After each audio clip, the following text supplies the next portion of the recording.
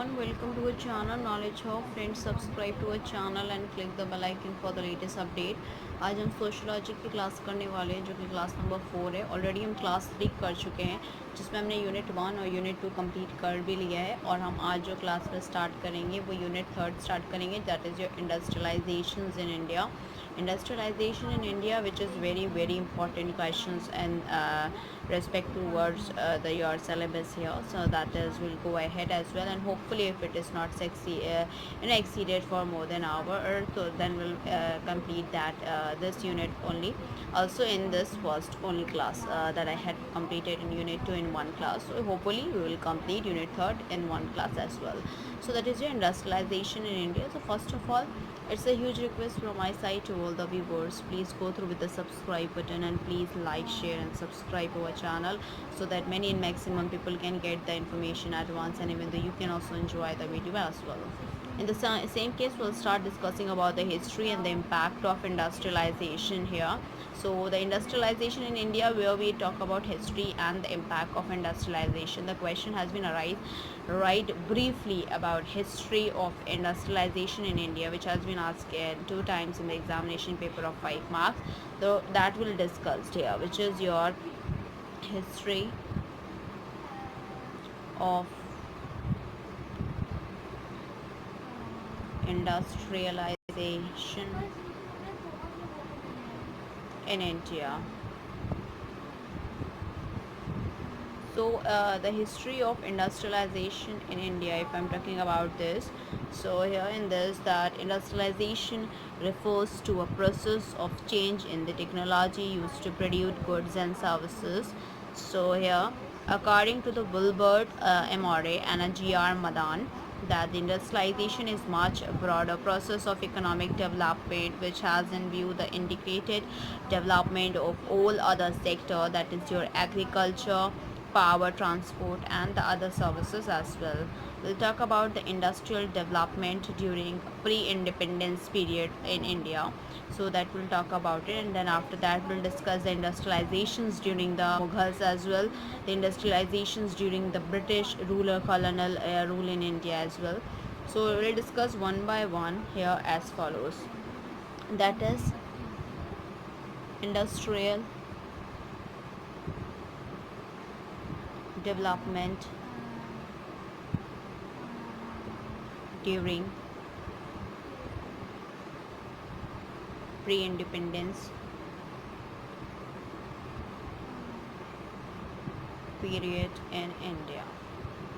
In this, that the history of the modern industrial development in India dates back to about last 150 years, which got acceleration during the post-independence period as well, where the first charcoal-based irons that smelting was attempted in 1853, which failed by 1874, and the first successful adventures were in the field of the textile industry, that is your cotton press by the Parsi C.N. Devar, that is at Mumbai in 1854, and a jute spinning mill by George Ackland by at Risra, which is near Kolkata, that is in 1855. By 1860, the 10 other cotton mills were started in Mumbai.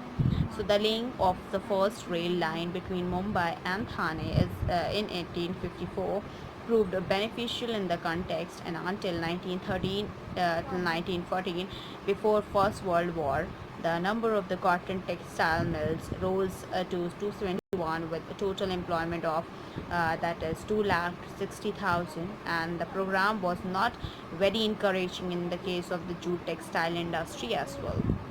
In the same case, it commenced with the functioning of Bengal Iron Work Limited in 1874 at Kulti. It was shut down in a few years and was revived in 1881, and the real development was initiated with setting up of Tata Iron and Steel Company at Jamshedpur in 1908. In 1913 and 1914, the company produced 1,55,000 tons of pigs iron and 78,000, that we have 78,000 here, which is in the same cases that we'll talk about it. We are in this the 78,000 tons of steels that ingots as well.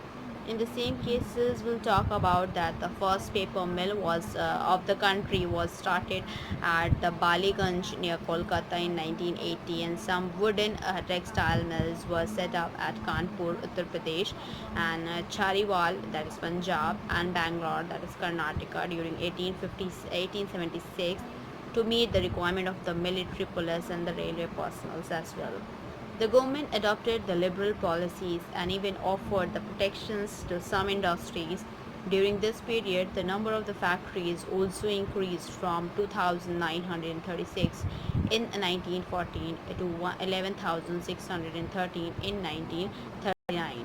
The period from 1945 to 1947 was a time of crisis for industries during which the productions fell down due to decreasing demand for industrial products and lack of capital, skilled labor, political unrest, transport bottleneck, and labor strike as well.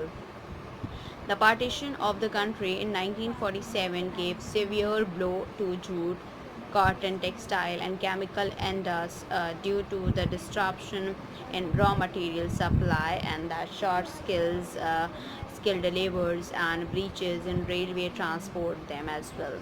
We'll talk about next is your industrialization during the Mughals.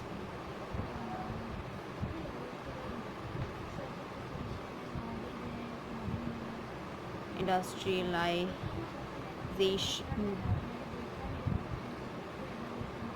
during the Mughals,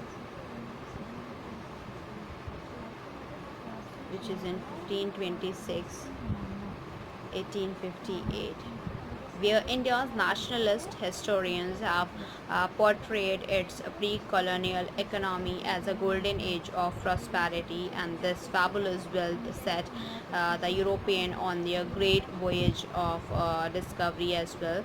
During the Mughal Empire at the end of the 16th century, India's wealth did indeed sustain more than 100 million people. With plenty of arable land, its agriculture was certainly as productive as Western Europe, and even the subsistence oriented peasants got a decent return.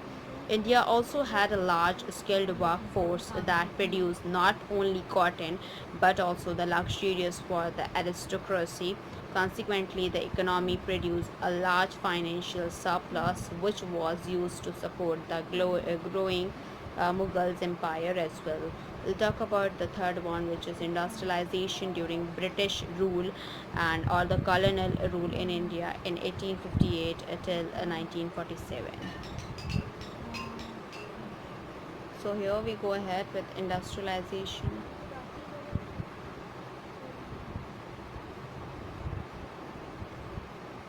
during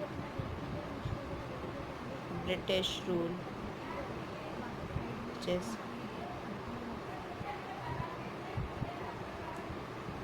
colonial rule in India, which is 1858 1947. So that is the major difference between the British colonist in India. And that's why cases that non-industrial model, but many Indians believe that the progress was retarded by this, and it was believed that the true economic progress lay in industrializations and Smith and that Ricardo ideas of international specialization and mutually advantageous free trade were rejected, at least until India became an exporter of more sophisticated goods as well. We'll talk about the role of India entrepreneurs, that is, India begins to be re-industrialist here as well. That is role of Indian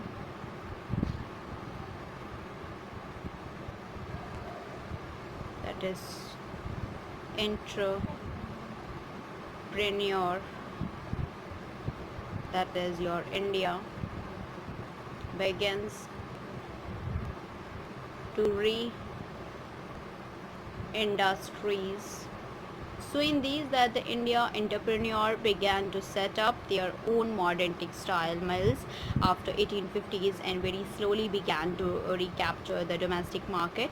In 1896, India mills supplied 8% of the total cloth consumed in India. In 1913, 20%, and in 1936 and 62% and by 1945, 76. And although India did not participate in global trade expansion between 1870s and 1913, and India businessmen made large profits during the First World War, and which they reinvested in after the war as well, and thus India's manufacturing output grew 5.6% per year between 1913 till 1938, well above the world average of 3.3%. And the British government finally provided the tariff protection from the 1920s, and which helped industrialists to expand and diversify. And by independence in 1947, India entrepreneurs were strong and in a position to buy out the business of the departing British industry share in India's GNP that had doubled from 3.8% which in 1913 to 7.5% in 1947, and the share of the manufacturers in her exports rose from 22.4% in 1913 to 30% in 1947. We'll discuss moreover related to this, which is what a role has industrialization played in India's growth here. So that we'll talk about it, and which we have as follows, which is role has industrialization played and India's growth.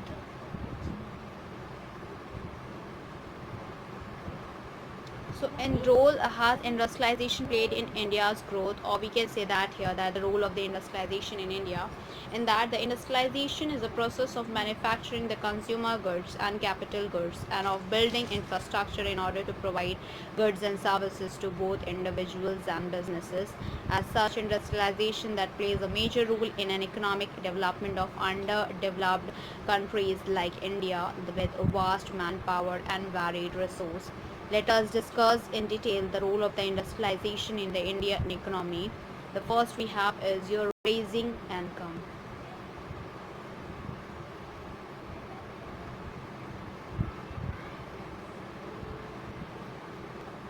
In raising income here, that is the first important rule is that the industrial development provides a secure basis for the rapid growth of income, and the empirical evidence such as a close correspondence between the high level of income and industrial development.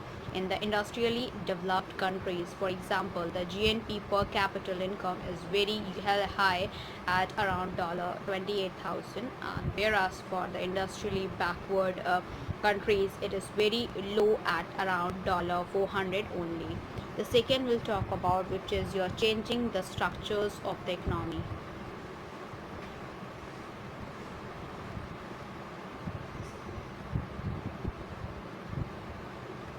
Changing the structure of the economy. So here in this, that in order to develop the economy, underdeveloped countries need structural changes through the industrialization. History shows that in the process of becoming the developed economy, the share of the industrial sector that should rise, that of the agriculture sector decline, and this is only possible through deliberate industrialization. And as a result, that the benefit of industrialization that will trickle down to the other sector of the economy in the form of the development of agriculture and services sector, leading to the rise in the employment and output and income as well. We'll talk about the third one, which is your meeting high income demands.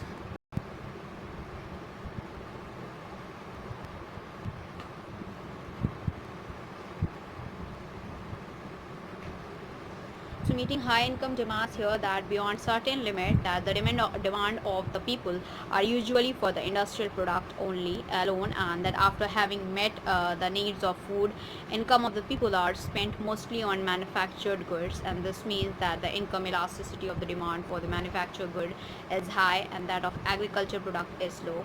To meet these demands and increase the economy, that output underdeveloped countries that need industrialization as well. We talk about the fourth one, which is overcoming deterioration in the terms of the trade. Overcoming deterioration in the terms of trade, that we'll talk about it. And this here in this that is your the underdeveloped countries like India need industrialization to free themselves from the adverse effect of fluctuations in the prices of primary product and deteriorations in their terms of trade. Such countries mainly export primary products and import manufactured goods. The prices of the primary product have been falling or are stable, whereas the price of manufactured products have been rising, and this led to the deterioration in terms of the trade of the LDCs. And for economic development, such countries must shake off their dependence on primary product, and they should adopt import substituting and export orientation industrialization as well. We'll talk about the fifth one, which we have is your absorbing surplus labor, which is employment generation.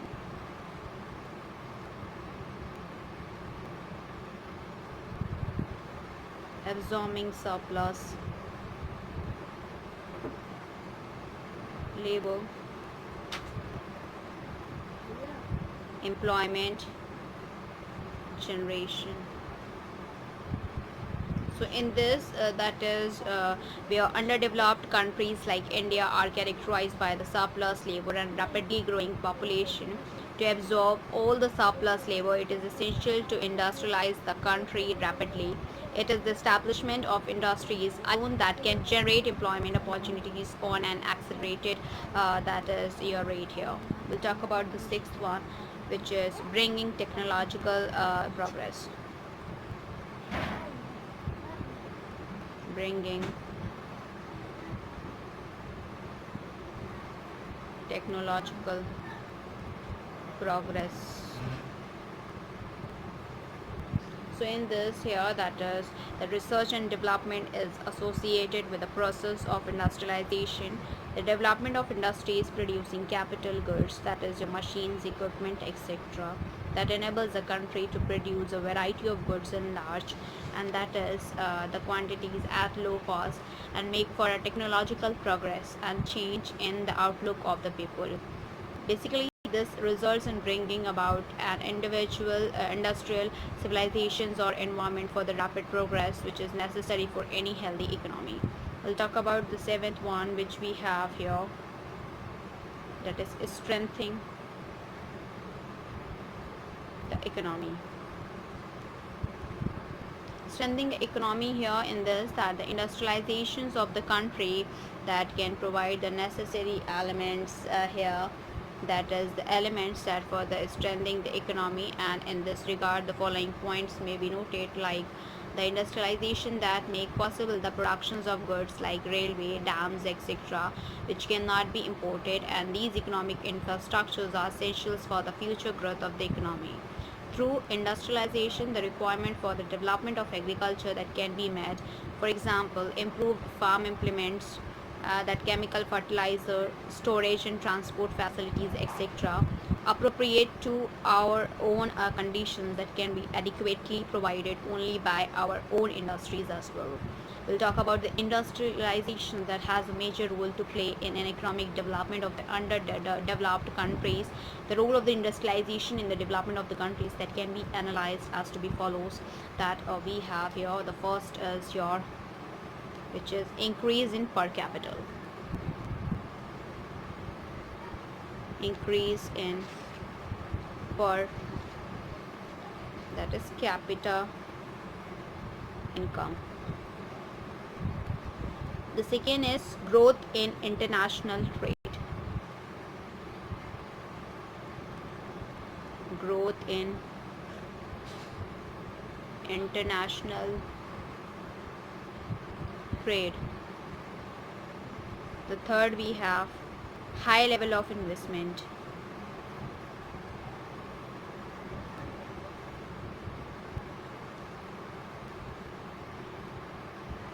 The fourth we have is your generations of employment.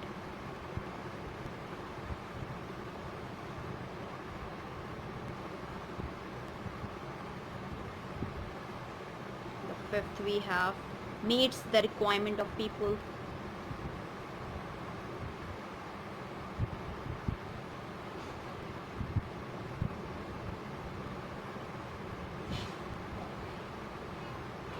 And the sixth we have growth of infrastructure.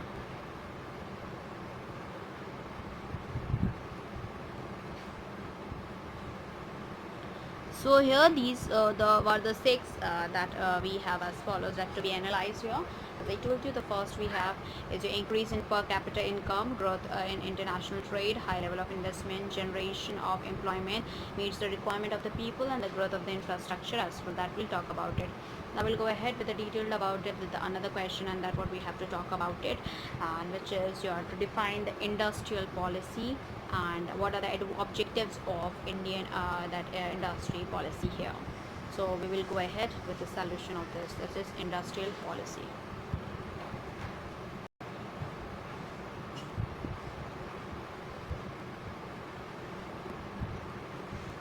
In industrial policy, if I'm talking about here, so in the terms of industrial policy that we have to talk about it, and in industrial policy that has been asked of two times in the examination paper, which is of 5 marks. Industrial policy is a statement which defines the role of government in industrial development, the place of the public in a private sector in industrialization of the country, the relative role of the large and the small industries as well, where in brief industrial policy is a statement of objectives to be achieved in the area of the industrial development and the measure that to be adopted towards achieving these objectives. The identical policy thus formally indicates the spheres of activity of the public and the private sector. Industrial policy that lays down rules and procedures that would govern the growth and pattern of the industrial activity. The industrial policy is neither fixed nor inflexible. It is amended, modified, and redrafted according to the changed situation, requirements, and perspectives of the development as well. We have the same case. We'll talk about the objectives of industrial policy.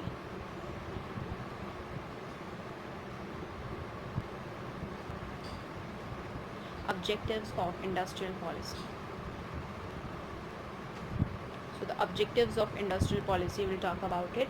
And this that the industrial policy of 1948, which was the first industrial policy statement of the government of India, was changed in 1956 in a public sector dominated industrial development policy that remained in force till 1991 with some minor modifications and amendments that in 1977 and 1980 here. In 1991, far-reaching changes that were made in 1956 industrial policy and the new industrial policy of July 1991 that heralded the framework for the industrial development at present as well. So we'll discuss some of the major objectives of industrial policy that we have, and that is the first we have is your rapid industrial development.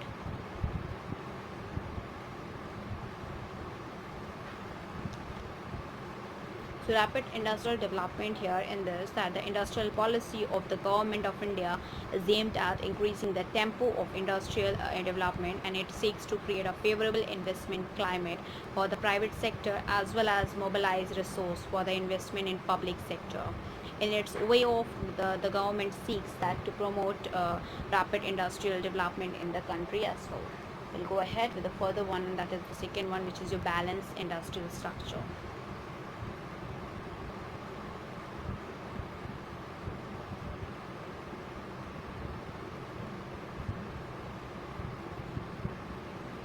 So in the balanced industrial structure here as well, that is the industrial policy is designed to correct the prevailing that lopsided industrial structure. Thus, for example, before independence, India had some fairly developed consumer goods industries, but the capital goods sector was not developed at all, and the basic heavy industries were by and large absent.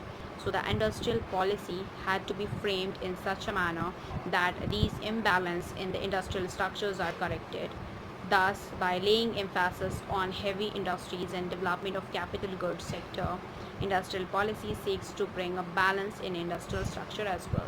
We'll talk about the third one, which is your preventions of concentrations of economic power, which is prevention of concentration of economic power. In this, that the industrial policy seeks to provide a framework of rules, regulations and reservations of spheres of activity for the public and the private sector as well, and that this was aimed at reducing the monopolistic tendencies and preventing concentrations of economic power in the hands of the few big industrial houses as well. We'll talk about the fourth one, which we have as your balanced regional growth.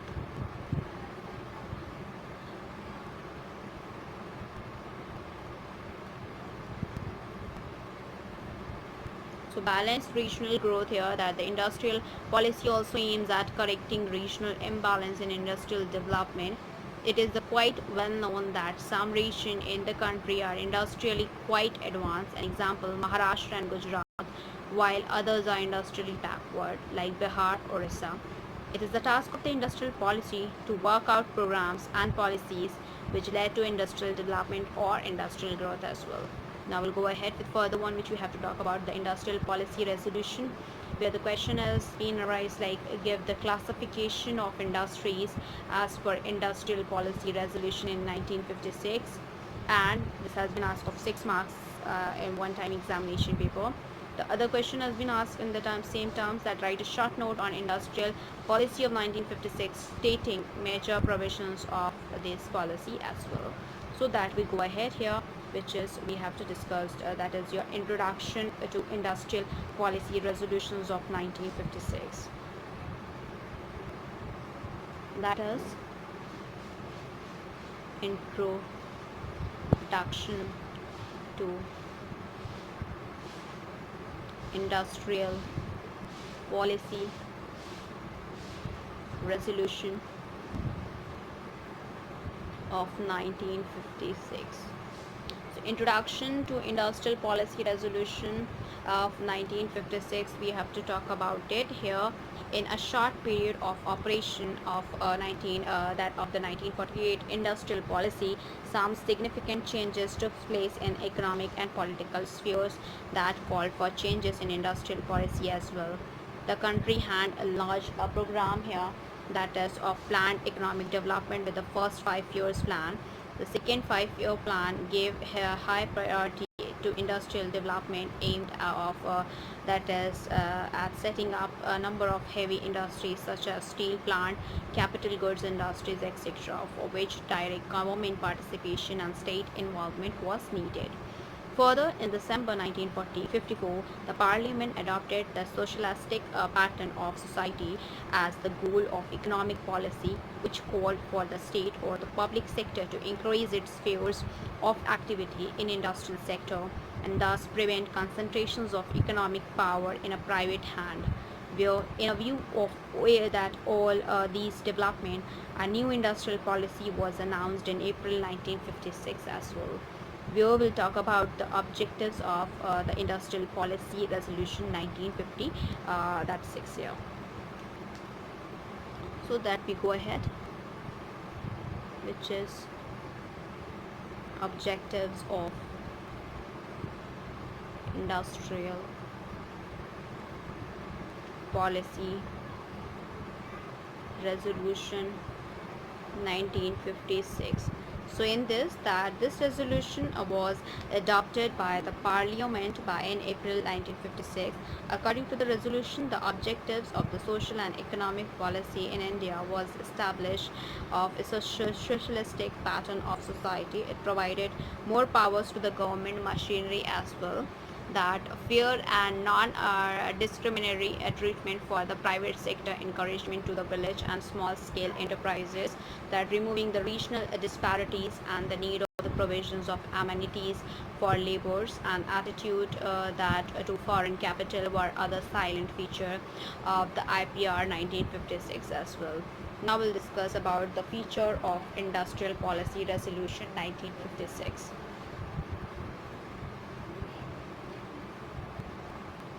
Features of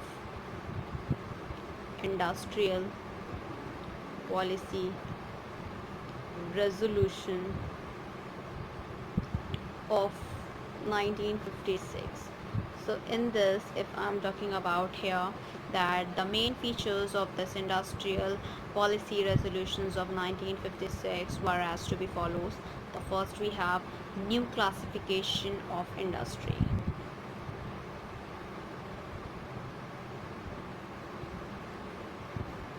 New classification of industries here.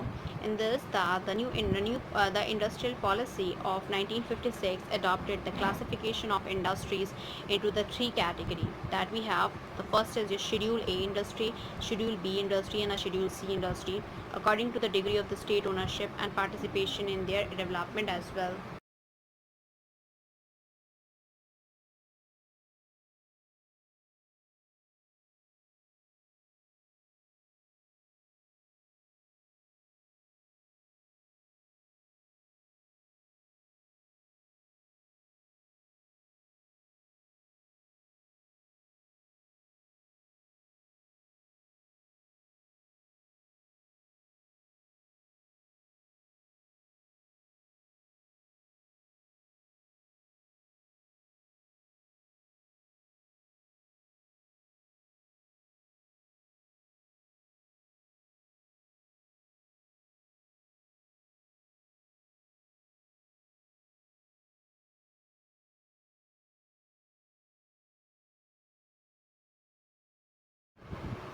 For the Schedule A, as I told you about it, that where that the heavy electricals plants and large hydraulic and steam turbines is being used here as well.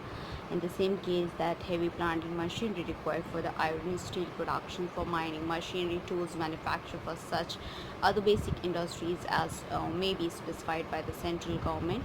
Coal and lignite, mineral oils, mining of the iron ore, manganese ore, chrome ore, gypsum, sulfur, gold and diamond, mining and processing of copper, lead, zinc, tin, and molybdenum and walma, and minerals is specified by schedule to the atomic energy, that is control of the production and use in order 1953, and aircraft as well.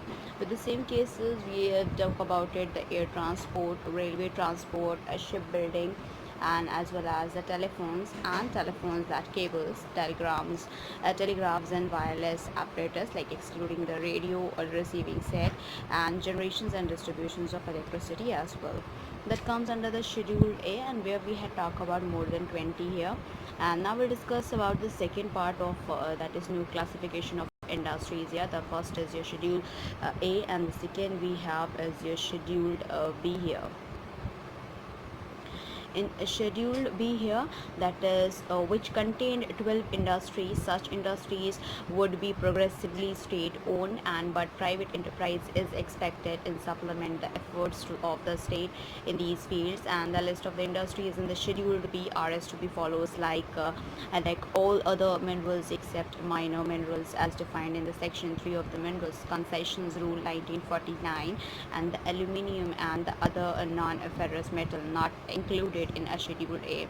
Machine tools, ferro alloys and tools, steel, and basic and intermediate products required by the chemical industry, such as manufacturers of drugs, dye, stuffs, and plastics as well.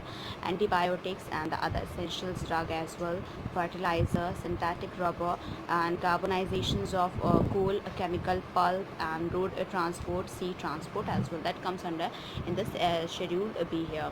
We'll talk about the third one, which we have in the first categorization, which is new classification of industry. We have your Schedule C here. In Schedule C, that it includes all remaining industries that falls in this category, and the future development of these industry had been left to the initiative and enterprises of the private sector as well. We'll go ahead with further one, and that is the another one is your second one, and that is your the assistance to private sector. Assistance to private sector. So assistance to private sector here in this, that while the industrial policy of 1956 sought to give a dominant role to public sector, at the same time it assured a fair treatment to the private sector. The policy said that the state would continue to strengthen and expand the financial institution, to extend financial assistance to private industry and a cooperative enterprise as well. The state would also strengthen the infrastructure, power, transport, etc. to help private sector as well. We'll talk about the third one, which we have here, that to be as follows, which is to expand. That is your the expanded role of cottage and small scale industries. So in this expanded role of the cottage and small scale industries here, that the industrial policy of 1956 laid stress on the role of the cottage and small scale industries for generating the larger employment opportunities, making use of local manpower and resources, and reducing the regional inequalities in industrial development. It stated that the government would continue pursuing a policy of supporting such industry through the tax concessions and subsidies as well. We'll talk about the fourth one, which we have here, and that is your the balanced industrial growth among various regions. Balanced industrial growth among various regions. In this, that the industrial policy 1956 that helps to reduce the regional disparities in industrial development, and the policy stated that the facilities for the development will be made available to the industrially backward areas. The state, apart from setting up more public sector industries in these backward areas, will provide incentives such as tax concessions, subsidized loan, etc., to the private sector to start industries in their backward region as well. We'll talk about the fifth one, which is the role of foreign capital here. So here the fifth one we have, which is role of foreign capital. So in role of foreign capital here, in this, that the industrial policy 1956 recognized the important role of foreign capital in countries' development. The foreign capital supplements domestic saving, provides more resources for the investment, and relieves pressures on balance of payment as well. The country therefore welcomed inflow of foreign capital, but the policy that made it clear that inflow of foreign capital will be permitted subject to the condition that measures share in management, ownership, and control that should be hands off Indians as well.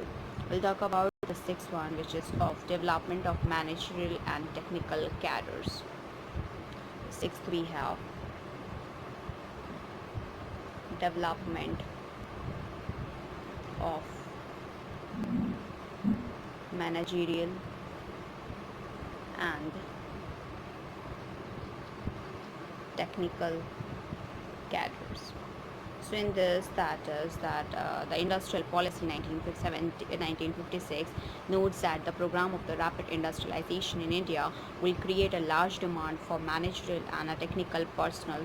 Therefore, the policy emphasized and setting up the strengthening of institutions that trains and provide such personnel. It was also announced that the proper technical and managerial cadres in the public services are also being established here. We'll talk about the seventh one, which is your incentives to labor.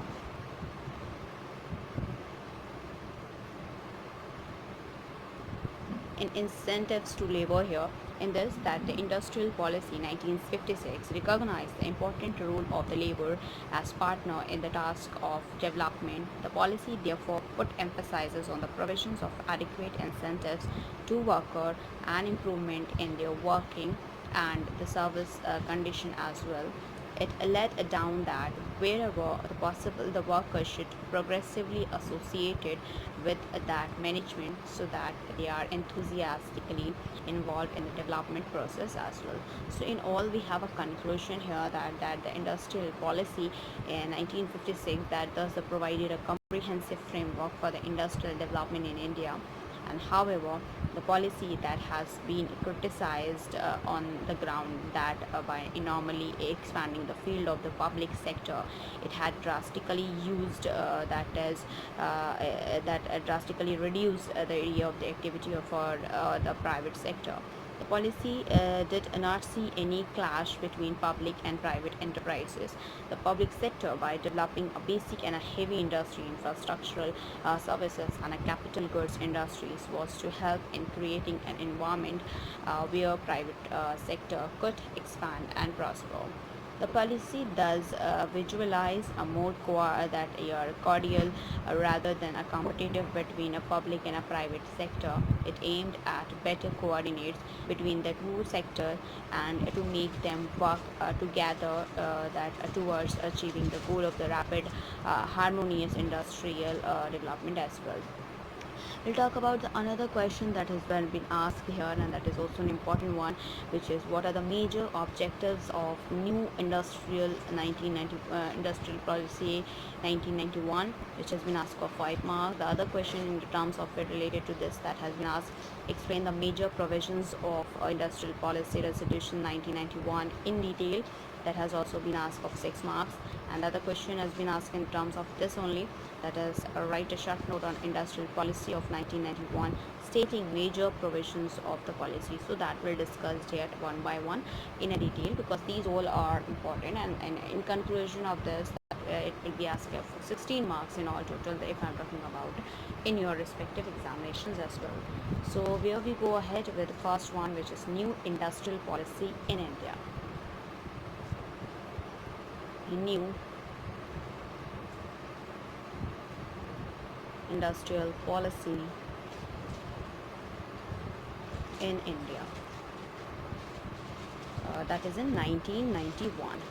So new industrial policy in India in 1991, that we'll talk about it here.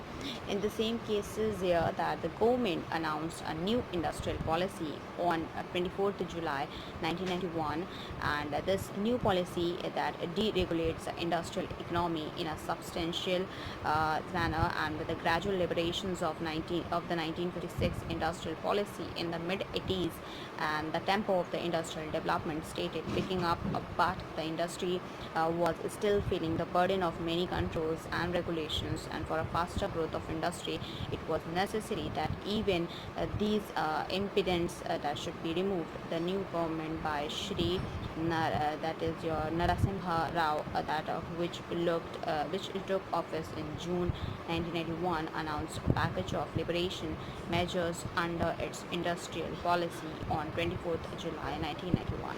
Now we'll talk about the objectives of a new industrial policy of India 1991 here. So in the terms of objectives, if I'm talking about here, and that we have, which is we'll talk about it. So the objectives of new industrial policy of India 1991.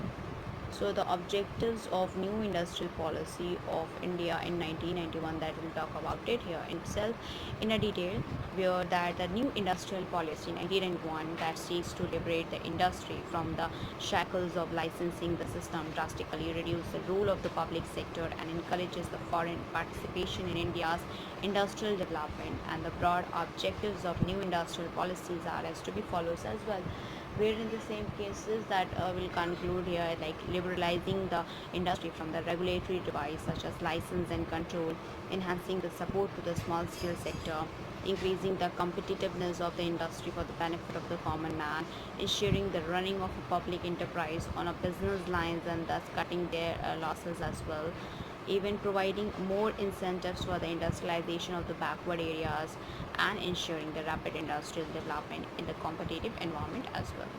Now we'll talk about another one, which is the major provisions of the policy that has also been asked here itself. So that we'll talk about it, which is the major provisions of policy. Major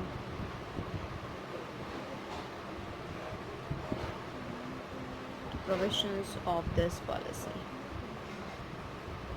So major provisions of this policy that we'll talk about it here, that the new industrial policy has made very significant change in four main areas, that is industrial licensing, role of public sector, foreign investment and technology, and the MRTP Act as well. The major provisions of this policies that are to be discussed here as follows. The first we have here is your abolition of industrial licensing.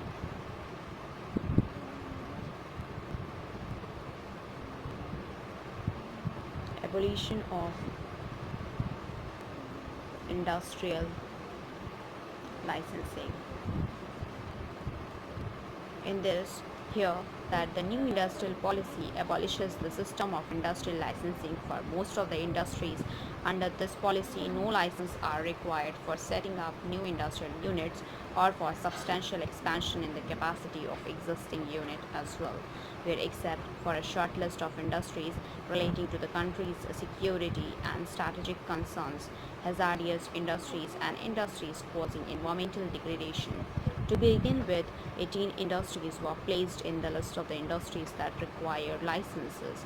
So through later amendments to the policy, this list was reduced. It now covers only 5 industries relating to the health, security and strategic concern that require compulsory licensing, where thus the industry has been almost completely made free of licensing provision and constraints attached with it. The second we'll talk about it, which is your de-reservation of industries for public sector.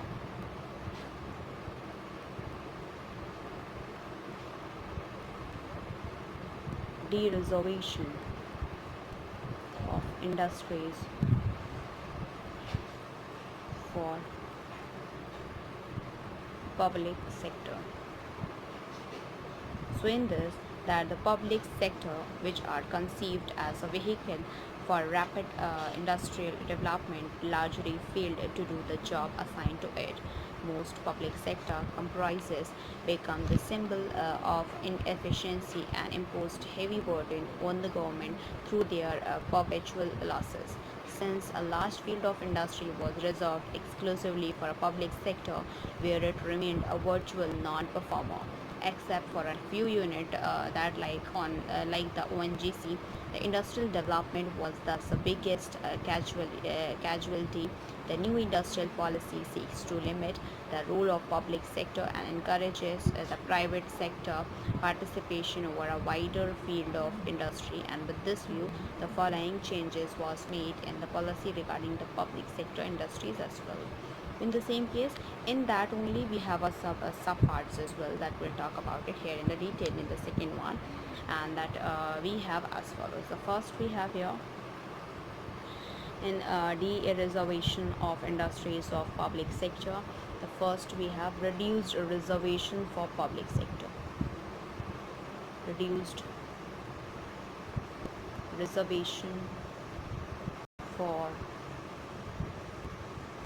public sector.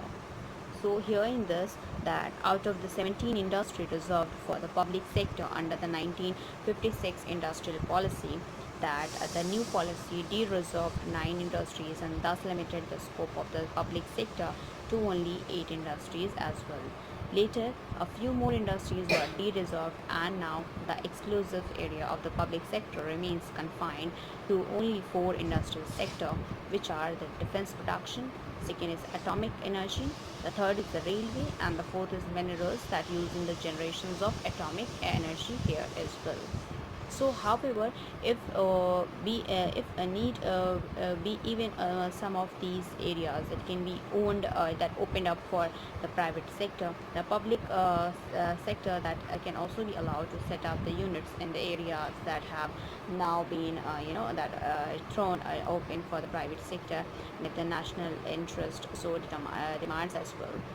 For the second one, we have that in terms of it, which is your efforts to revive loss-making enterprises. Efforts to revive loss-making enterprise. So here those public enterprise which are that chronically sick and making a persistent losses over that would be returned to be the board of the industrial and a financial reconstruction such as BIFR or similar other high level institutions created for this purpose. The BFIR or the other such institution will formulate schemes for the rehabilitations and the revival of such industrial unit as well. Talk about the third one, which is your that is disinvestment in the selected public sector industrial units. Disinvestment in selected public sector industrial units. So in this here, that is as a measure to raise large resource and introduce wider private participation in public sector units, the government would sell a part of its share holding of these industries to mutual funds, financial institutions, general public and workers. For this purpose, the Government of India set up the Disinvestment Commission in August 1996, which works out that modalities of disinvestment. On the basis of the recommendations of the Disinvestment Commission, the government sells the shares of public enterprise as well. We'll talk about the fourth one, which we have is the greater autonomy in to public enterprise. Greater autonomy to public enterprise.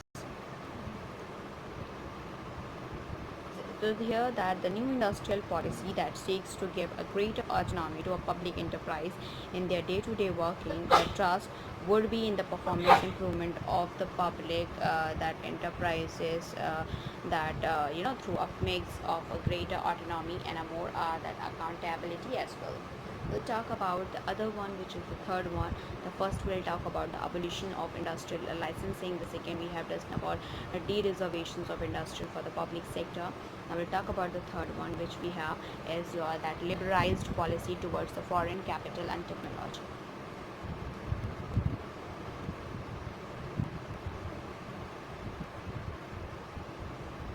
Liberalized policy towards foreign capital and technology. So liberalized policy towards foreign capital and technology here. The inflow of foreign capital and import of technology was tightly regulated under the earlier industrial policy, and each proposals of the foreign investment was to be cleared by the government in advance. Wherever the foreign investment was allowed, the share of the foreign equity was kept very low, so that majority of the ownership control remains with Indian, and but such a policy kept the inflow of the foreign capital very small, and the industrial development suffered for want of capital, resource, and technology, and that the July 1991, the industrial policy made several concessions to encourage the flow of foreign capital and technology into India, which are to be as follows as well. In this, the third, we have subparts as well. The first is your relaxation in upper limit of foreign investment.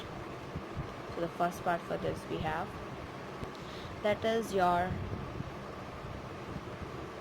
relaxation in upper limit of foreign investment. So in this, that the maximum limit of foreign equity participation was placed at 40% in the total equity capital of industrial unit, which were opened to foreign investment under the 1991 policy. This limit was raised to 51%. 34 specified more industries were added to the list of 51% foreign equity participation. In some industries, the ratio of the foreign equity was raised to 74%. Foreign direct investment, which is FDI, was further liberalized, and now 100% that foreign equity is permitted. That the case of the mining, including the coal and lignite, pollution control related equipment, projects for the electricity generations, transmissions and distribution, ports, harbors, etc. So recent decision that can be further liberalized FDI include permissions of for 100% FDI in oil refining and all manufacturing activities in a special economic zone, which is says that some activities in telecoms, see for etc. as well. We talk about the second one here for this, which is your automatic permission for foreign technology agreement. Automatic permission for foreign technology agreement. So in the same cases here, in this, that the new industrial policy states that the automatic permission will be granted to foreign technology and agreement in the high priority industries, and previously the technology agreement by an Indian company with the foreign parties for import of technology that required advanced clearance from the government as well. This delayed the import of technology and hampered the modernization of industries. Now, the Indian company that could enter into the technology agreement with foreign companies and import foreign technology for which permission would be automatically granted, provided the agreement that involved a lump sum payment of up to that is your rupees 1 crore, and a royalty up to 5% on domestic sales and 8% on exports as well. In the same cases, and that will talk about the fourth one which we have. And as I told you, the first we have your abolitions of industrial licensing. Second is your de-reservations of industries for the public sector, and that the third we have liberalized policy towards the foreign capital and technology. And now we'll talk about the fourth one, which is your changes in the MRTP Act.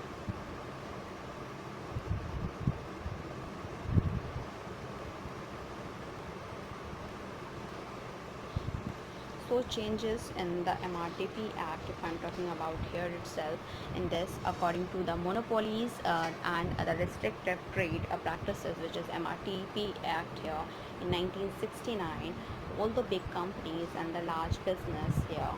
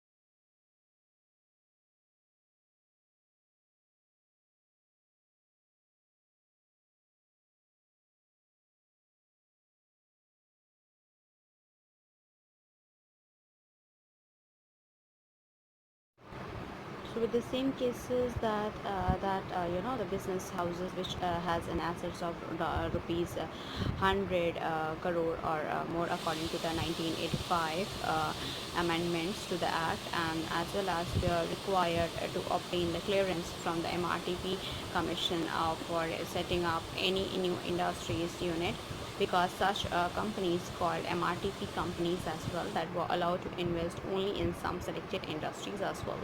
Thus, besides obtaining a license, that they were also required to get MRTP clearance, and this was a big that impediment for the industrial development as a big business firm which had the resources for developing that could not grow and diversify their activities as well.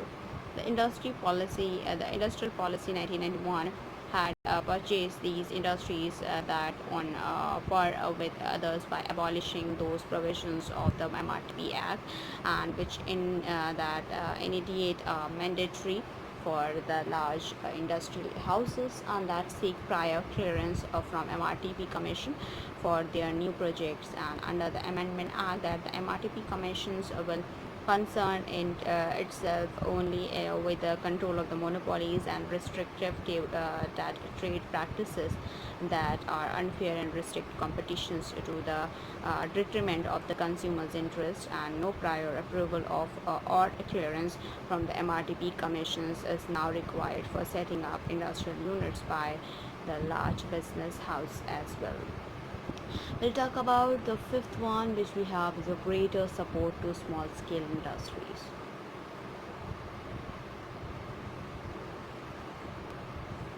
Greater support to small scale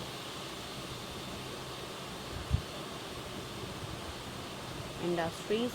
So in this, if I'm talking about here, that the new industries policies seeks to provide a greater government support to the small scale industries so that they may grow rapidly under the environment of economies, efficiency and technological operations, and a package of measures announced in the context provide for setting up of an agencies to ensure the credit needs of these industries are fully met as well.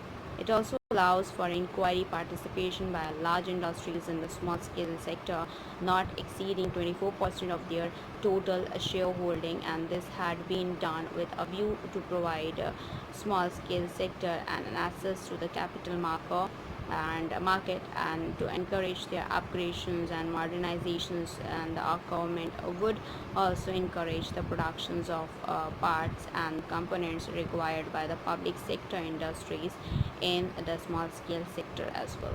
We'll talk about the sixth one here, which is the other provisions.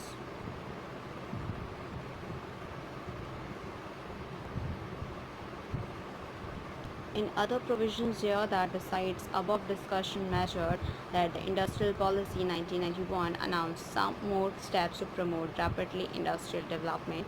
It said that the government that would set up the specially board which was established as Foreign Investment Promotions Board, which is FIPB, to negotiate with a number of international companies for the direct investment in industries in India.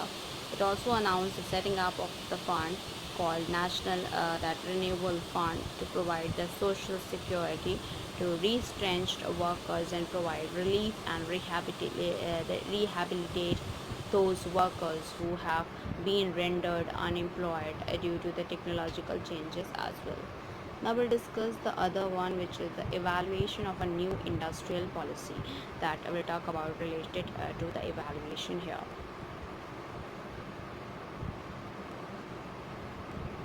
Evaluation of the new industrial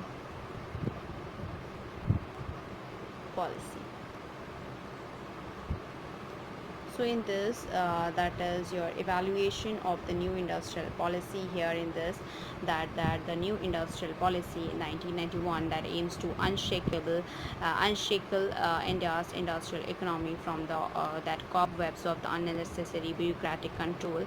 According to this policy here, of the rate that the government should change from that of the only exercising the control over the industries to that of helping it to grow rapidly by cutting down delays, removal of entry barriers, and bringing about transparency in procedures. This policy, therefore, also at virtually ending the license permit Raj, and which has hampered the private initiative industrial development. And the new policy, therefore, throws almost the entire field of the industry wide open for the private sector as well. The public sector role has been confined largely to industries of defense, strategic, and environmental concerns as well, and thus new policy is more market friendly and aims at making the best use of the available that entrepreneurial talent in a colonial industrial environment, and the industry is expected to grow faster under the new industrial policy 1991 here as well. Now we'll talk about another one, which is another question has been asked. Explain feature and provision of science and technology and innovation policy of 2013. So that we'll talk about it here. So in this, that has been asked very important questions as well. So that we'll talk about it with respect towards date as well. So the question is, explain the features and provisions of science, technology, and innovation policy of 2013. So science, technology, and innovation policy of 2013. So here the science, technology, and innovation policy of 2013, that we have to talk about it. In this, the science is more essential for our prosperity, our security, and our health, and our environment, and our quality of life than it has ever been before, like President Barack Obama 27 April 2009 said. Like in timeline, if I'm talking about the timeline here, in the timeline there are many years that we'll talk about in terms of the timeline here, and that we go ahead. And here in this question,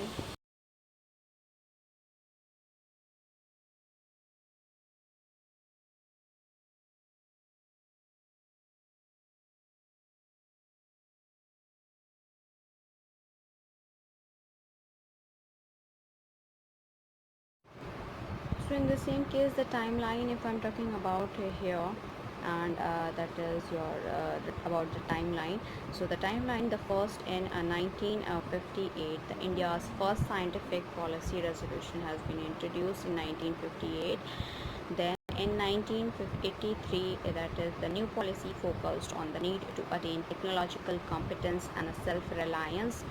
Then we have in 2003 that there is a new policy wanted like bringing science and technology together and bring higher investment into the R&D to address the national problem as well. And as well as in 2013, that is the goal of a new science, technology, and innovation policy, that is your STI policy, is Shrishti here, that has been introduced as well.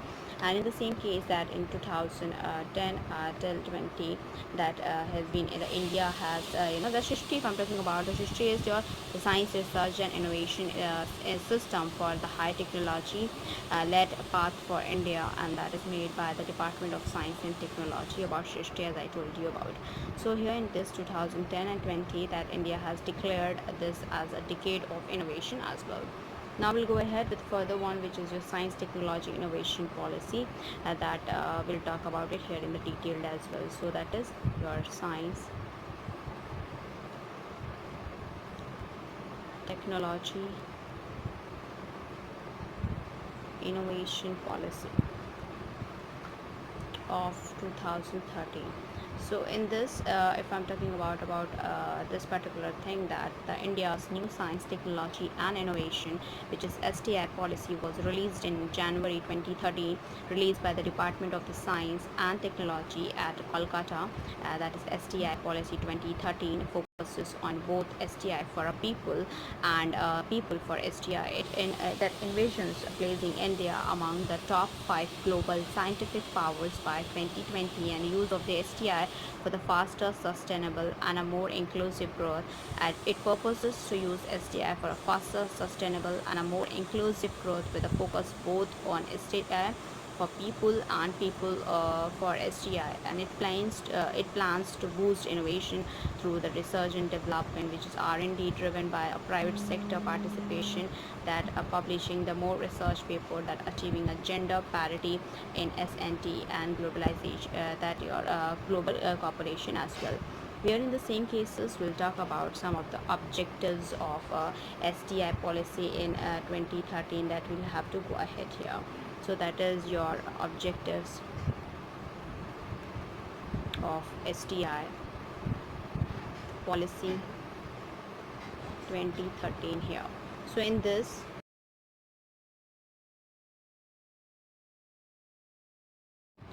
so in terms of objective of STI policy 2013, the key objectives of STI policy 2013 are: the first is that the promoting the spread of scientific temper amongst all sections of society.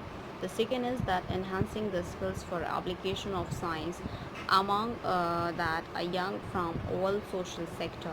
The third is making careers in science, research and innovation attractive enough for a talented and a bright minds, establishing the world-class infrastructure for R&D for gaining global leadership in some select frontier areas of science as well. The positioning India among the top 5 global scientific powers by 2020 by increasing the share of global scientific publication from 3.5% to over 7%, and quadrupling the numbers of the papers of top 1% journals from the current levels as well, and linking the contributions of science research and innovation system with the inclusive economic growth agenda, and that combine priorities of excellence and relevance as well. In the same cases, that creating an environment for enhanced private sector participation in R&D and enhancing the conversions of R&D output with the social and that is your commercial application by replicating the hetero successful model, as well as in establishing of new PPP structures, seeking SNT based high risk innovation through new mechanism, and fostering the resources optimized that cost effective innovation across the size and technology domain, triggering in the mindset and the value system to recognize the respect and reward performance, which create a wealth from SNT derived knowledge, and creating a robust national innovation system as well. Now we'll discuss about the aspiration of the policy here as well. Aspiration of the policy in this, that the main aspirational element of the STI policies are like raising the gross expenditures in the research and development, which is GERD, to 2% from the present 1% of the GDP in the decade, of encouraging the enhanced private sector contribution, and increasing the number of the full-time equipment, which is FTI and R&D personnel in India by at least 66% of the present strength in 5 years, increasing accessibility, availability and affordability of the innovation, especially for a woman, differently abled and disadvantaged section of society as well. Where in the case we'll talk about the other one, which we have is your provisions under the STI policy 2013. Provision under STI policy 2013. In this, that the provision of STI policy 2013 that to be are discussed here. The first is your budget and cash power.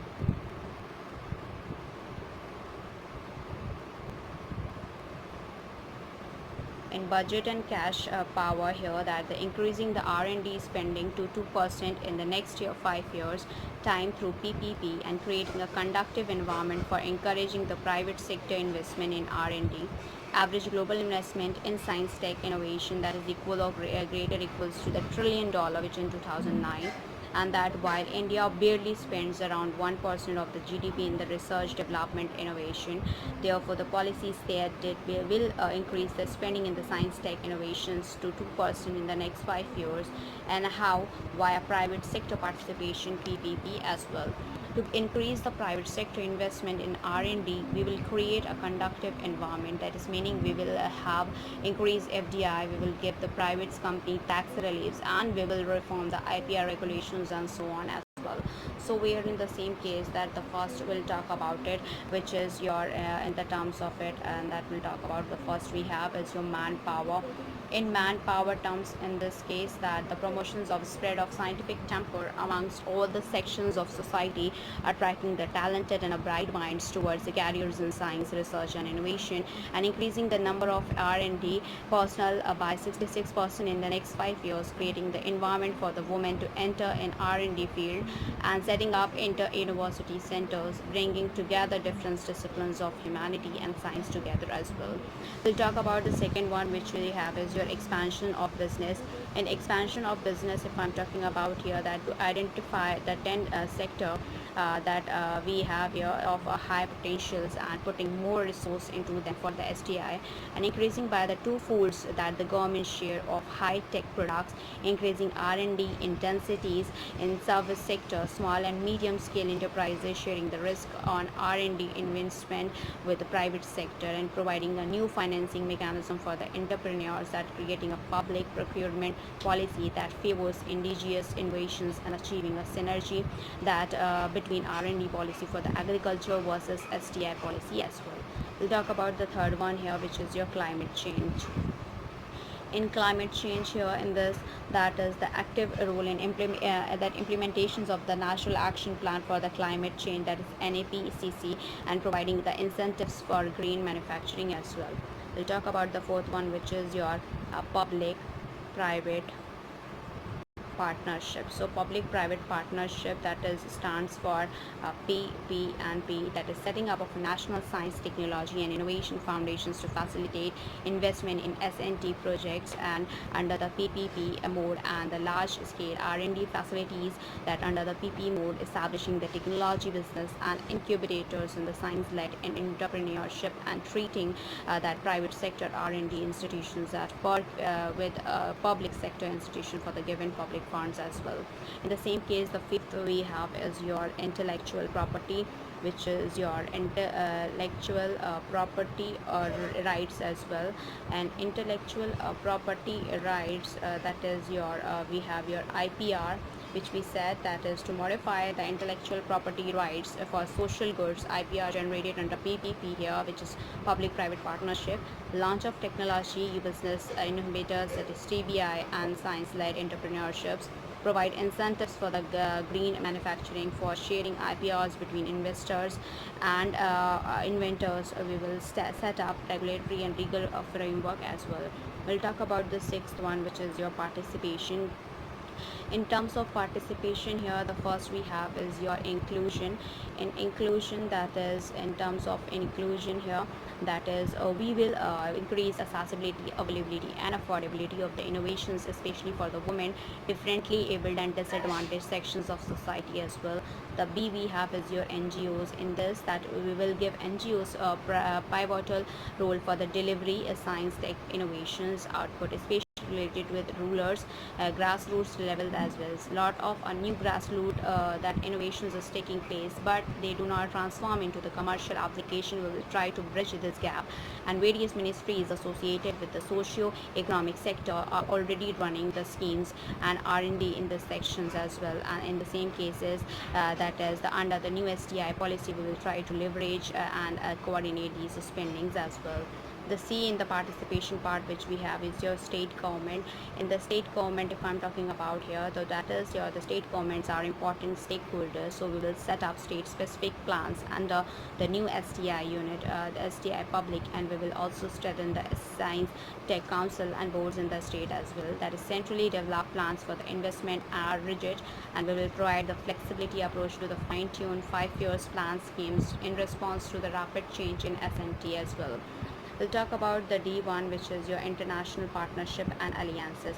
In the international partnership and alliances, for the forge strategic partnership here, that and alliances that with the other nations, that through the both liberals and the multilateral corporations in science, technology and innovations, that the modern science requires a truckload of the resources. So we will set up some international that is consortia with other countries with a create high-cost global infrastructure, and the science, diplomacy, technology, synergy with other countries as well. The seventh and the last we have, which is your public awareness. In the public awareness, if I'm talking about here, in this, that is the people must be made aware of the implication of particular science, tech, R&D initiatives, be in the ethical, social, and or economic, so that the that your Jhola Chhap NGOs funded by the Videshi Takat, that is foreign powers, that cannot use them as cannot further during the protest against the BT Brijnal